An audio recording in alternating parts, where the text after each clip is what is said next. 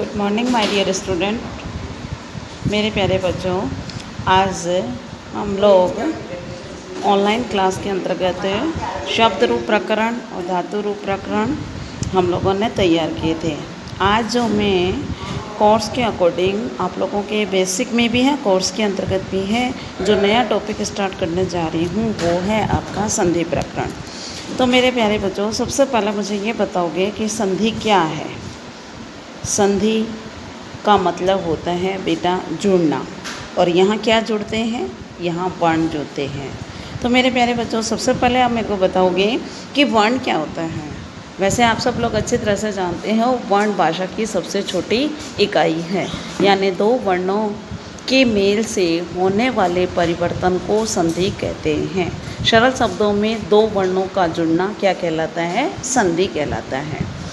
संधि मुख्यतः तीन प्रकार की होती है। स्वर संधि, जिसको असंधि भी कहते हैं। दूसरी है आपके व्यंजन संधि, जिसको हल संधि भी कहते हैं।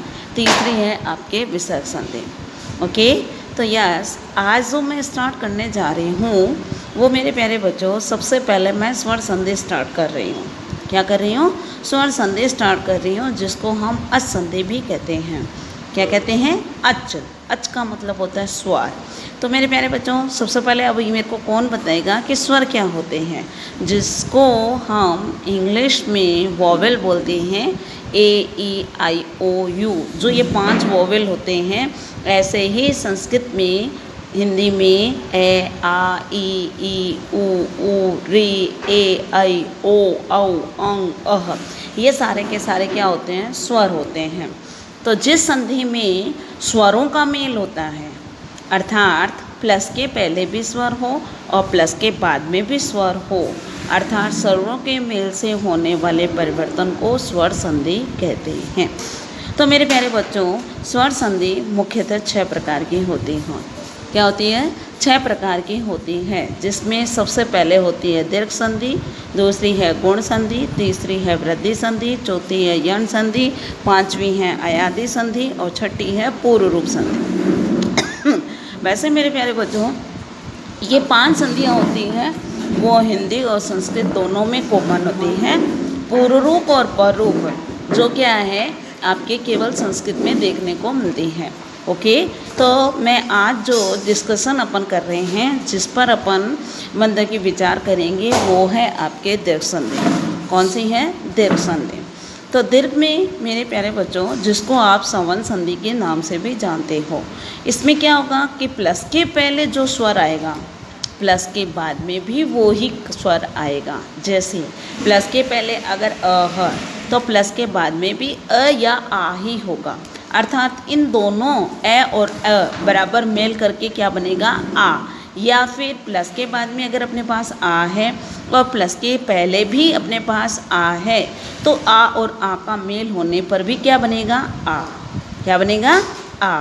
तो देखो बेटा, अगर हम परिभाषा के रूप में देखना चाहें तो यहाँ जैसे लिखा हुआ है कि जब ह्रस्व या दीर्घ ए, आ, ई, ओ, री के पश्चात सवर्ण, सवर्ण का मतलब समान वर्ण, अर्थात वही वर्ण आए, तो पूर्व और पर दोनों के स्थान पर दीर्घ हो जाता है। दीर्घ किसका? जैसे अगर मेरे पास प्लस के पहले ए था और प्लस के बाद में आ था, तो अ और आ दोनों मिलकर के क्या बनेंगे? आ। और वैसे भी दीर्घ का मतलब क्या होता है? बड़ा। इसी प्रकार मेरे प्यारे बच्चों, अगर अपने पास प्लस के पहले ई है और प्लस के बाद में भी ई है, तो ई और ई बराबर क्या बन जाएगा? बड़ी ई। और अगर अपने पास प्लस के पहले बड़ी ई है, प्लस के बाद में भी बड़ी है, तो भी उन दोनों के मेल से क्या होगा? बड़ी ई। इसी प्रकार अगर अपने पास उ है, क्या है? उ है, या दोनों जगह बड़ा ऊ है, तो भी क्या आदेश होगा? बड़ा ऊ। ओके, री है तो भी उसका क्या बनेगा? रे। अब आपके सामने कुछ ये एग्जाम्पल दिए हुए हैं, उन एग्जाम्पल को ध्यान से देखेंगे तो आपको शायद समझ में आ जाएगा। जैसे मैंने फॉर एग्जाम्पल राम प्लस अवतार। अब देखो प्लस, अब प्लस जिसको हम संस्कृत में धन बोलते हैं, धन के पहले अपने पास म के अंदर कौन सा स्वर है? अ। और प्लस के बाद में भी क्या है? अ और अ बराबर क्या बन जाएगा? आ। तो क्या बन जाएगा? रामावतार। इसी प्रकार दे प्लस आनंद, तो व में क्या है अ, और प्लस के बाद में भी क्या है आ, तो अ और आ बराबर क्या बन जाएगा आ, तो क्या बन जाएगा देवानंद। इसी प्रकार बच्चों ई का भी एग्जाम्पल देख सकते हो, रवि प्लस इंद्र, क्या है रवि प्लस इंद्र, प्लस के पहले अपना कौन सा स्वर है ई, प्लस के बाद में भी कौन सा है ई, तो इस ई और इस इन ई दोनों को मिलाने से क्या बना बड़ी ई, तो क्या बन जाएगा रविंद्र, क्या बन जाएगा रविंद्र।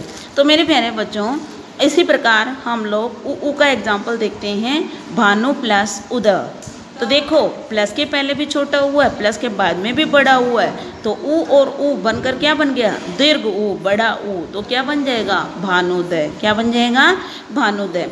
तो मेरे प्यारे बच्चों अगर आप लोगों को संधि की पहचान हो जाती है तो आपको जोड़ने में दिक्कत नहीं आएगी।